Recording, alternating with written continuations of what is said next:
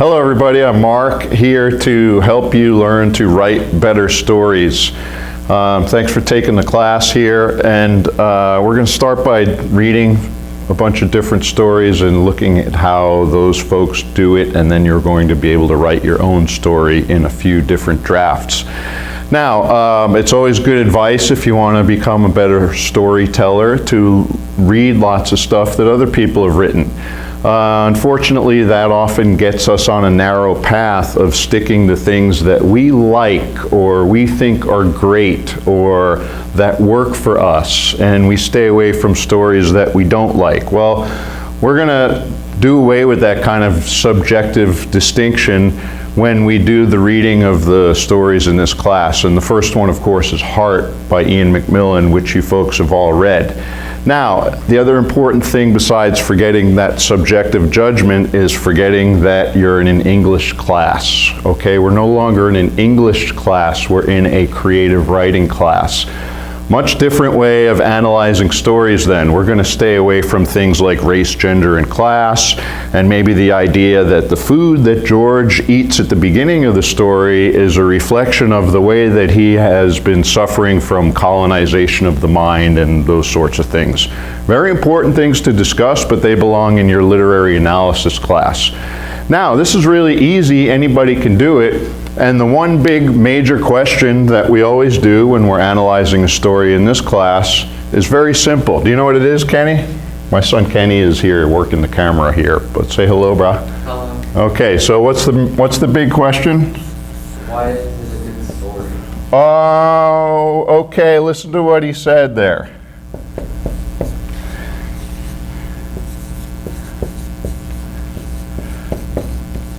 You're almost right, buddy. What's wrong with this? All right, let's forget about whether it's good or bad. Let's just forget about that. Again, that's the subjective judgment of whether we like it or not. That's not going to help, all right? Let's just say, why is it a story? And if you stick with that, you might be reading, I've read a lot of stuff that I just hated, but then I was like, oh, here's what the writer's up to, this is what they're doing here, here's how they set up the conflict, and I learned so much from even things I didn't really like. Now, for a story, you basically only need two things. Kenny? A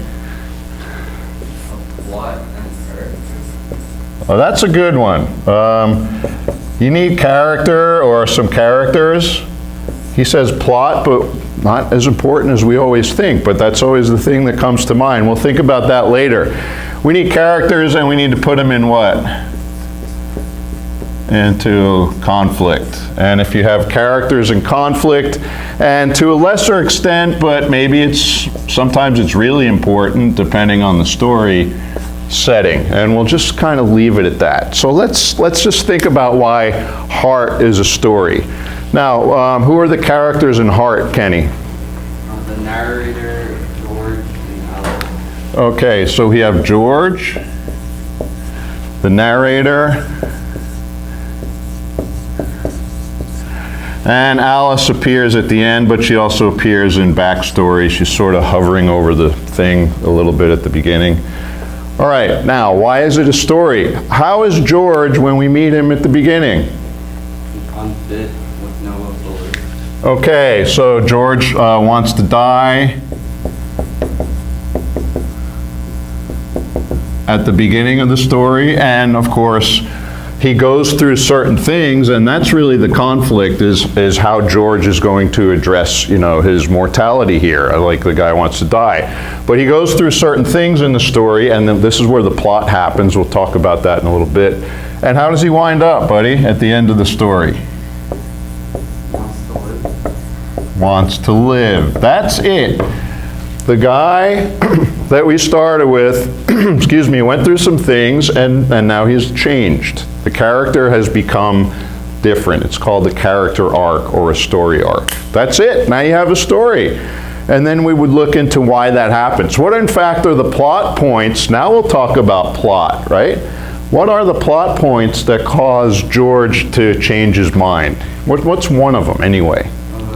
Looking down on the fish. Okay, and we don't have access to George's point of view, and there'll be another video about that, but the attention that we get for the narrator when he's snorkeling for the first time and he sees how beautiful it is underwater, and then when he gets back, we think George is going to be dead, but George decided to come back to the beach after seeing that amazing scene underwater. So we're not just getting description of the amazing scene, it's acting as one of the reasons why George changed his mind. And so you want to think about plot not as it happened and this happened and that happened, but as something that has causality.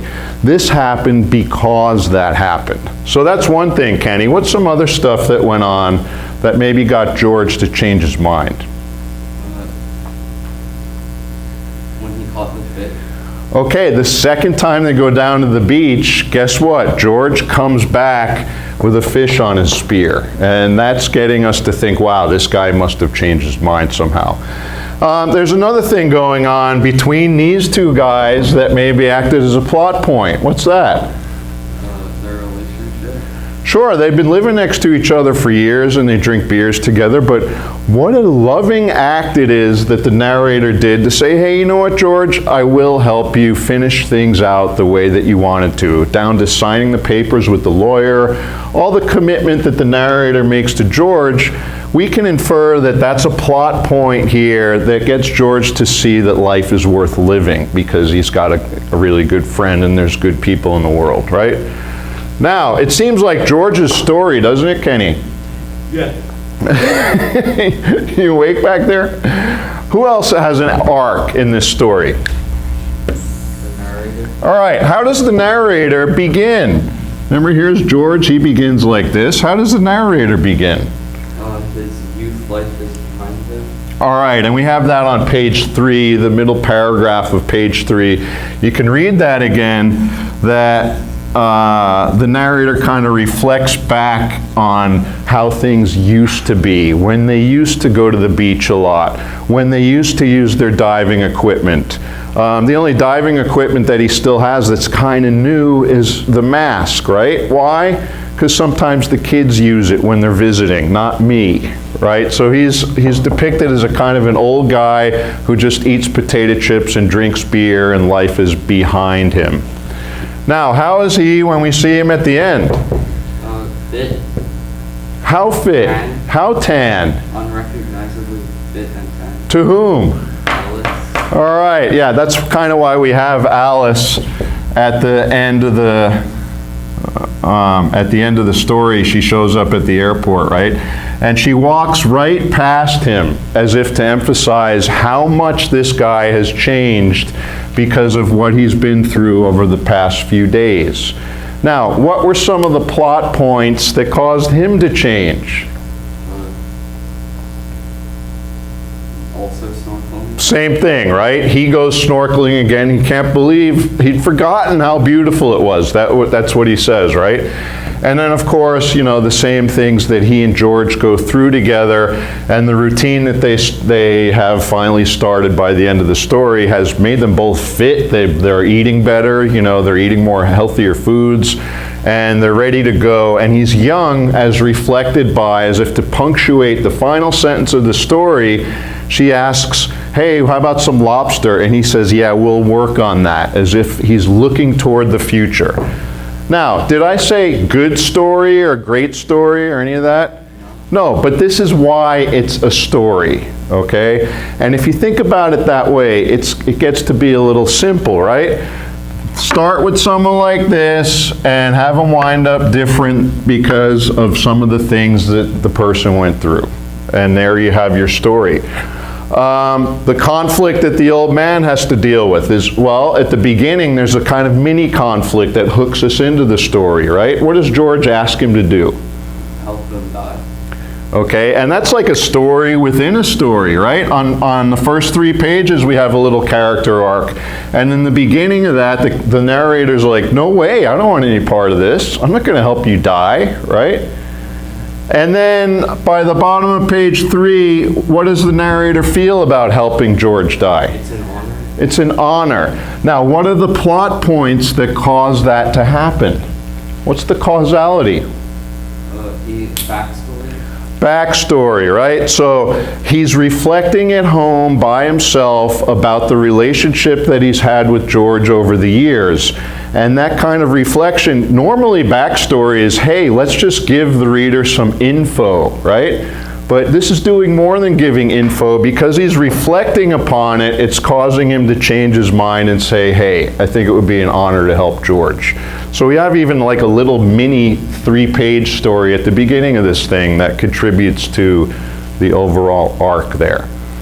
Okay, now I didn't say good, I didn't say it worked for me or it didn't work for me or if it was exciting or boring or entertaining or not. All it is, hey, this is how this story is working. And this is how you want to approach everything you read. Maybe especially if you're like, oh man, this is boring, or I don't like it, or it's not my thing, or I don't like fishing, or whatever the case may be. Just start looking at the nuts and bolts of how the storytelling is working. We're setting up somebody as being really like laboring to even breathe, and then we're finishing with a guy who can go spearfishing every day. How does that happen? That's what storytelling is. Okay, now, one of the better ways to get good at this, along with reading, is to write a lot, right? So if you're a writer, what do you do, Kenny? Right? You write. What do you not do?